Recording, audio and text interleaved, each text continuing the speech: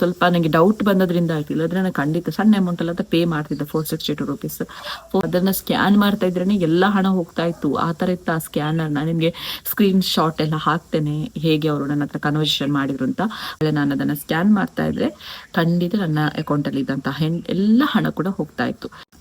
Hi, welcome back to new video. So ತಮ್ಲೈ ನೋಡಿ ಏನ್ ವಿಷಯ ಅಂತ ಗೊತ್ತಾಗಿರ್ಬೋದು, ಏನ್ ವಿಷಯದ ಬಗ್ಗೆ ಮಾತಾಡ್ತಾ ಇದ್ದೇನೆ ಅಂತ ಹೇಳಿ. ಎಸ್, ಸ್ಕ್ಯಾಮ್ ನ ಬಗ್ಗೆ ನನ್ಗೆ ಪರ್ಸನಲ್ ಆಗಿ ನಾನು ಜಸ್ಟ್ ಒಂದು 5 ಮಿನಿಟ್ಸ್ ಒಳಗೆ ಆ ಒಂದು ಡಿಸ್ಟೆನ್ಸ್ ಅಲ್ಲಿ ನಾನು ಬಚಾವಾದೆ. ಇಲ್ಲದಿದ್ರೆ ನನ್ನ ಅಕೌಂಟ್ ಅಲ್ಲಿ ಇದ್ದಂತ ಹಣ ಎಲ್ಲ ಪಂಗನಮ ಆಗ್ತಾ ಇತ್ತು. ಏನ್ ವಿಚಾರ ಏನು ಎತ್ತ ಅಂತ ನಿಮ್ಗೆ ಎಲ್ಲವನ್ನು ಕೂಡ ಹೇಳ್ತೇನೆ. ಅದಕ್ಕೂ ಮುನ್ನ ಯಾರೆಲ್ಲ ಚಾನಲ್ ಸಬ್ಸ್ಕ್ರೈಬ್ ಮಾಡಿಲ್ಲ, ದಯವಿಟ್ಟು ಚಾನಲ್ ಸಬ್ಸ್ಕ್ರೈಬ್ ಮಾಡ್ಕೊಂಡು ವಿಡಿಯೋ ನೋಡಿ ಅಂತ ಹೇಳ್ತಾ ಬನ್ನಿ ಇವತ್ತಿನ ವಿಡಿಯೋ ಶುರು ಮಾಡೋಣ.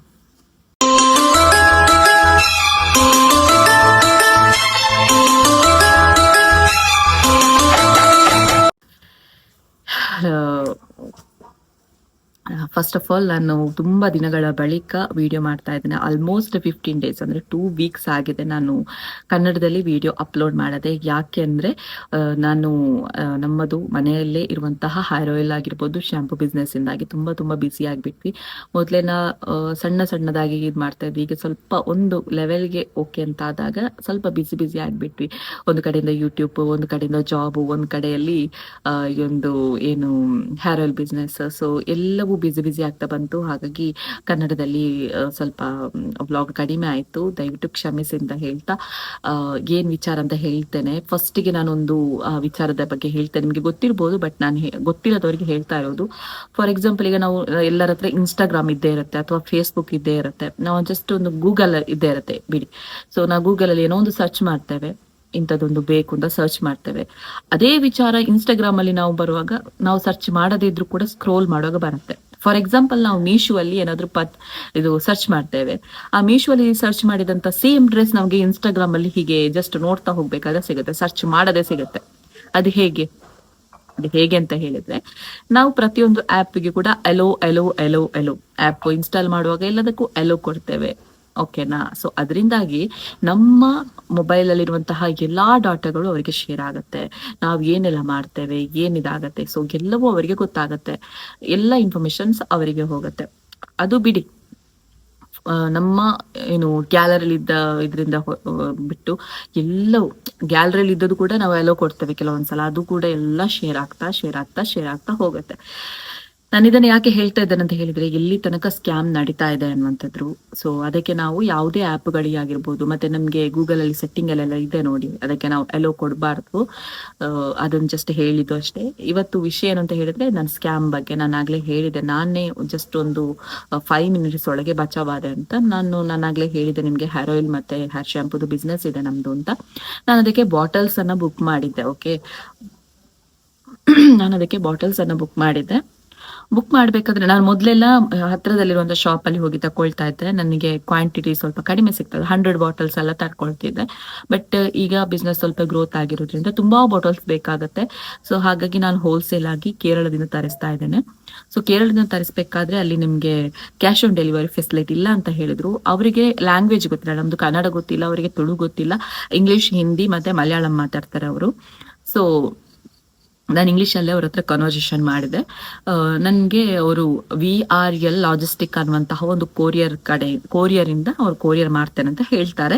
ಸೊ ಅಡ್ವಾನ್ಸ್ ಪೇಮೆಂಟ್ ಮಾಡಬೇಕು, ಫುಲ್ ಪೇಮೆಂಟ್ ಅಡ್ವಾನ್ಸ್ ಮಾಡಬೇಕು ಅಂತ ಹೇಳ್ತಾರೆ. ಓಕೆ, ಟ್ರಾನ್ಸ್ಪೋರ್ಟ್ ಚಾರ್ಜ್ ಮಾತ್ರ ನಿಮ್ಗೆ ರೀಚ್ ಆದ ನಂತರ ಅಲ್ಲಿ ಹೋಗಿ ತಗೊಳ್ಳುವಾಗ, ಕಲೆಕ್ಟ್ ಮಾಡ್ಕೊಳ್ಳುವಾಗ ಟ್ರಾನ್ಸ್ಪೋರ್ಟ್ ಚಾರ್ಜ್ ಕಟ್ಟಿ ಅಂತ ಹೇಳ್ತಾರೆ. ಓಕೆ, ನಾನು ಹಾಗೇನೆ ಮಾಡಿದೆ. ನಾನು ಫಸ್ಟಿಗೆ ನನಗೆ ಡೌಟ್ ಆಯಿತು, ಇಷ್ಟು ದೊಡ್ಡ ಅಮೌಂಟ್ ಅನ್ನು ಅವರಿಗೆ ಫೋನ್ ಪೇ ಮಾಡ್ಬೋದಾ, ಆನ್ಲೈನ್ ಮಾಡ್ಬೋದಾ ಅಂತ.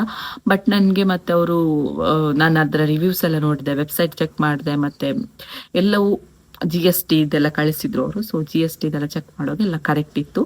ಸೊ ಹಾಗಾಗಿ ನಾನು ಇಮಿಡಿಯೇಟ್ ಆಗಿ ಪೇ ಮಾಡಿದೆ. ನನಗೆ ಬೇಕು ಅಂತ ಹೇಳಿ 1.5 ವಾರ, ಆಲ್ಮೋಸ್ಟ್ 8, 9, 10 ದಿವಸದಲ್ಲಿ ನನಗೆ ಆ ಒಂದು ಪ್ರಾಡಕ್ಟ್ ಏನಿದೆ ಅದು ಬರುತ್ತೆ.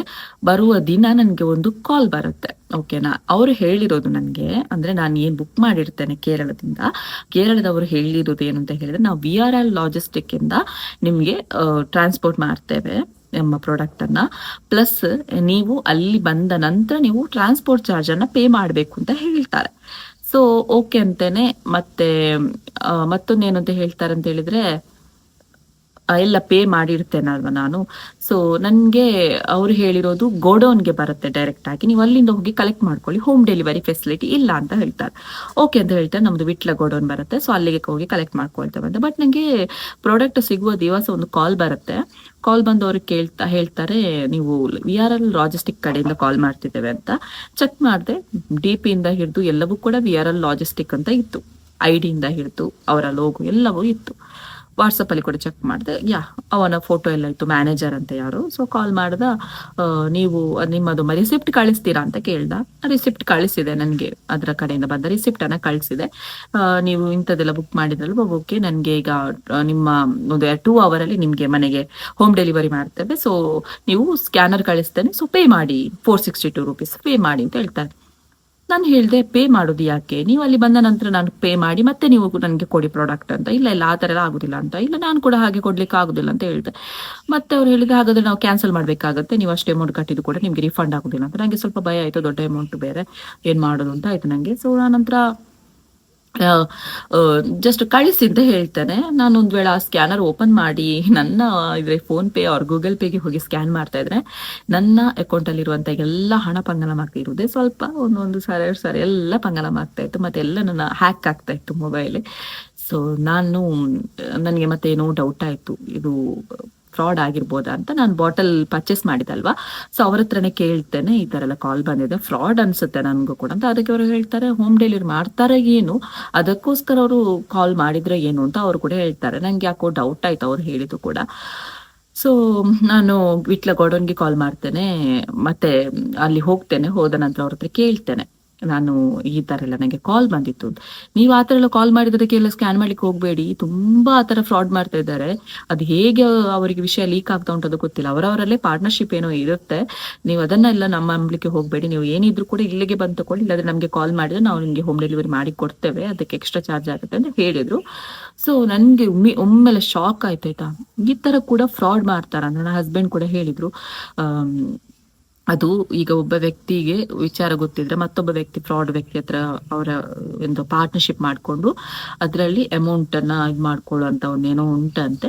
ಸೊ ನನಗೆ ನಿಜವಾಗ್ಲೂ ಶಾಕ್ ಆಯ್ತು, ನಾನು ಒಂದು ವೇಳೆ ಕಳಿಸ್ತಿದ್ರೆ ಇಷ್ಟೆಲ್ಲ ಎಜುಕೇಟೆಡ್ ಆಗಿ ನಾವೇ ಮಂಗಾಗ್ತಾ ಇದ್ವಿ ಅಂತ, ಮೋಸ ಹೋಗ್ತಾ ಇದ್ವಿ ಅಂತ. ಸೊ ಈ ಥರ ಎಲ್ಲ ಮೋಸ ಮಾಡ್ತಾರೆ. ಸೊ ಅದಕ್ಕೋಸ್ಕರ ಹೇಳ್ತಾ ಇರೋದು, ಯಾವುದೇ ನಿಮಗೆ ಪ್ರಾಡಕ್ಟ್ ಬರಲಿ, ಓಕೆ, ಪ್ರಾಡಕ್ಟ್ ಬಂದ ನಂತರ ನೀವು ಏನಿದ್ರು ಕೂಡ ಪೇ ಮಾಡಿ, ಹೊರತು ಫಸ್ಟಿಗೆ ನೀವು ಪೇ ಮಾಡಿ, ಅಂದರೆ ಕಾಲ್ ಬರುತ್ತಲ್ವಾ, ನಾನೀಗ ಡೆಲಿವರಿ ಬಾಯ್ ಇಲ್ಲಿ ಹತ್ತಿರ ಇರ್ತಾರೆ, ಪ್ರಾಡಕ್ಟ್ ಇರುತ್ತೆ, ಆಗ ಓಕೆ ಪರವಾಗಿಲ್ಲ, ನಾವು ಸ್ಕ್ಯಾನ್ ಮಾಡಿ ಮತ್ತೆ ಅವ್ರು ನಮಗೆ ಪ್ರಾಡಕ್ಟ್ ಕೊಡ್ತಾರೆ, ಅದು ಪರವಾಗಿಲ್ಲ. ಇದು ಬಿಟ್ಟು ನಮಗೆ ಕಾಲ್ ಮಾಡಿ ಫಸ್ಟಿಗೆ ನೀವು ಪೇ ಮಾಡಬೇಕು, ಆನಂತರ ನಿಮಗೆ ಕಳಿಸೋದು ಅಂತ ಹೇಳಿದ್ರೆ ಯಾವತ್ತೂ ಮೋಸ ಹೋಗಬೇಡಿ.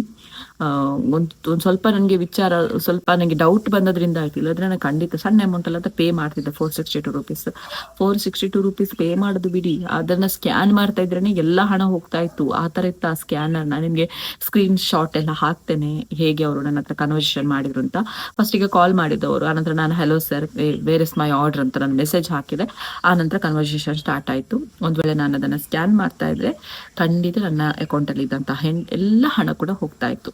ಸೊ ಅದಕ್ಕೋಸ್ಕರ ಹೇಳ್ತಾ ಇರೋದು, ಏನಿದ್ರು ಕೂಡ ಸ್ವಲ್ಪ ಯೋಚನೆ ಮಾಡ್ಕೊಳ್ಳಿ. ಈಗ ಪ್ರತಿಯೊಂದು ಕೆಲವರಿಗೆ ಪೋಸ್ಟ್ ಬರುತ್ತೆ ಅಂತೆ, ಇದನ್ನು ಸ್ಕ್ಯಾನ್ ಮಾಡಿದ್ರೆ ಇಷ್ಟು ಹಣ ಸಿಗ್ತದೆ ಅಂತ ಹೇಳ್ತಿದ್ದಾರೆ. ಈ ಥರ ತುಂಬ ಆಗ್ತಾ ಇದೆ. ಆದಷ್ಟು ಆದಷ್ಟು ಆದಷ್ಟು ಅಲರ್ಟ್ ಆಗಿರಿ. ಯಾವತ್ತೂ ಕೂಡ ಈ ಥರ ಎಲ್ಲ ಫ್ರಾಡ್ ಆಗಲಿಕ್ಕೆ ಹೋಗಬೇಡಿ. ಸ್ವಲ್ಪ ಥಿಂಕ್ ಮಾಡಿ ಹಣದ ವಿಚಾರದಲ್ಲಿ. ಸೊ ಅದನ್ನು ಹೇಳೋದಕ್ಕೋಸ್ಕರ ಇವತ್ತಿನ ವಿಡಿಯೋ ನಾನು ಮಾಡ್ತಾ ಇದ್ದೀನಿ. ಸೊ ನಿಮ್ಗೆಲ್ರಿಗೂ ಕೂಡ ಯೂಸ್ಫುಲ್ ಆಗಿದೆ ಅಂದ್ಕೊಳ್ತೇನೆ. ಇನ್ನೂ ಈ ಥರ ಏನಾದರೂ ಇನ್ಫಾರ್ಮೇಷನ್ಸ್ ಆಗಿರ್ಬೋದು, ಬೇರೆ ಏನಾದರೂ ವೀಡಿಯೋಸ್ಗಳು ಬೇಕಿದ್ರು ಕೂಡ ನೀವು ಕಮೆಂಟಲ್ಲಿ ಹೇಳಿ, ಓಕೆನಾ? ಎಸ್, ಇವತ್ತಿನ ವಿಡಿಯೋ ಯೂಸ್ಫುಲ್ ಅಂತ ಆಗಿದೆ ಅಂದ್ಕೊಳ್ತೇನೆ. ಆಗಿದ್ರೆ ಲೈಕ್ ಮಾಡಿ, ಶೇರ್ ಮಾಡಿ, ಕಮೆಂಟ್ ಮಾಡಿ. ಇನ್ನೂ ಕೂಡ ಸಬ್ಸ್ಕ್ರೈಬ್ ಮಾಡಿಲ್ಲ ಅಂತ ಹೇಳಿದರೆ ಸಬ್ಸ್ಕ್ರೈಬ್ ಮಾಡಿ. ಹಾಗೆಯೇ Vijaya Kavitha's world Tulu talks YouTube channel ಕೂಡ ಸಬ್ಸ್ಕ್ರೈಬ್ ಮಾಡಿ, ಸಪೋರ್ಟ್ ಮಾಡಿ ಅಂತ ಹೇಳ್ತಾ, ಎಸ್, ಇನ್ನೊಂದ್ಸಲದ ವಿಡಿಯೋದಲ್ಲಿ ಸಿಗೋಣ. Take care.